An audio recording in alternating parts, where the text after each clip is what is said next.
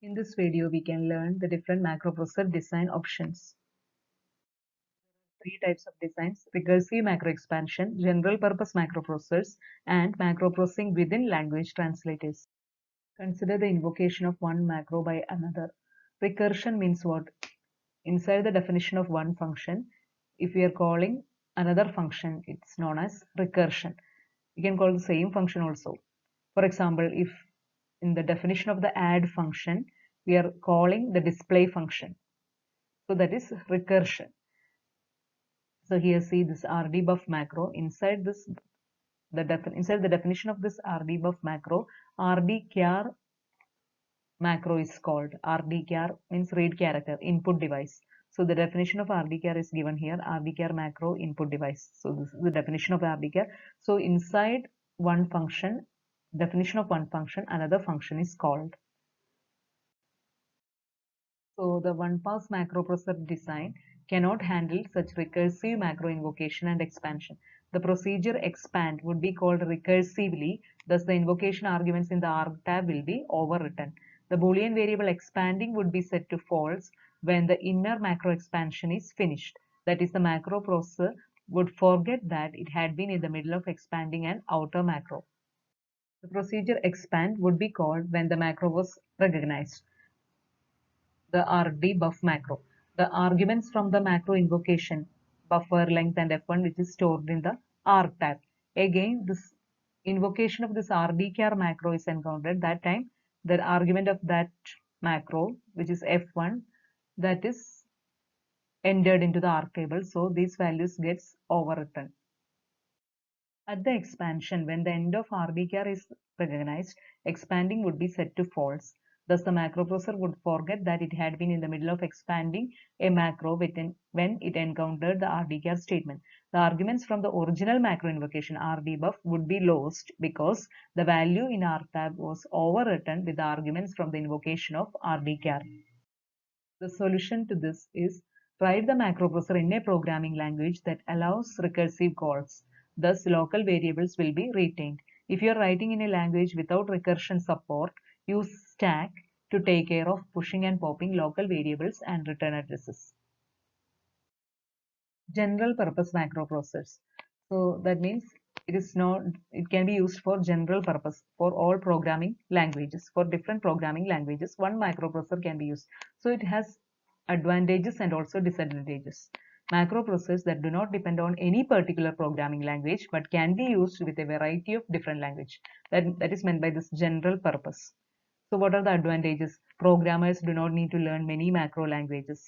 Although its development costs are somewhat greater, those for a language-specific macroprocessor, this expense does not need to be repeated for each language, thus saves substantial overall cost.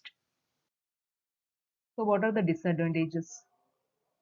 It has to work with every programming language, which means large number of details must be dealt with in a real programming language. For example, the commands may be different in different languages. Facilities of grouping a block, that is, in some languages it's curly braces and other languages it is different. And tokens, identifier, constants, everything is different in different languages. Syntax also different.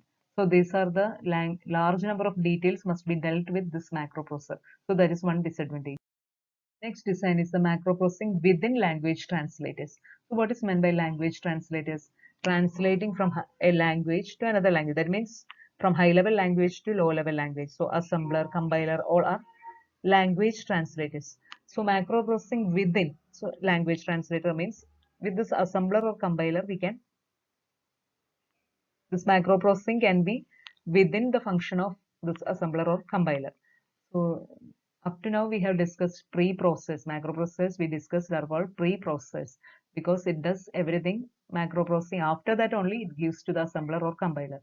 But we can combine the macroprocessing functions with the language translators. So this is of two types, line by line macroprocessor and integrated macroprocessor.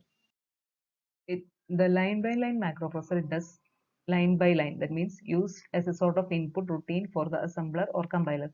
First, it reads the source program, process macro definitions and expand macro invocation, then pass this line to the assembler or compiler. So it works line by line. First, the macroprocessor processes the first line and it gives to the assembler or compiler. Again, next line microprocessor process gives to assembler or compiler. So line by line it works. What are the benefits? Avoid making an extra pass over the source program. Data structures required by the macroprocessor and the language translators can be combined. For example, op-tab and name-tab can be combined. Utility subroutines can be used by both macroprocessor and the language translator. For scanning input lines, searching tables, data format conversion, such functions can be used by both. It is easier to give diagnostic messages related to the source statements.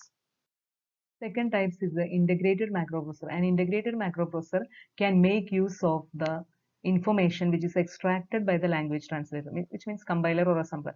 So this compiler can understand the syntax of the language. So that syntax knowledge can be used by this macroprocessor. For example, in Fortran, blanks are not significant.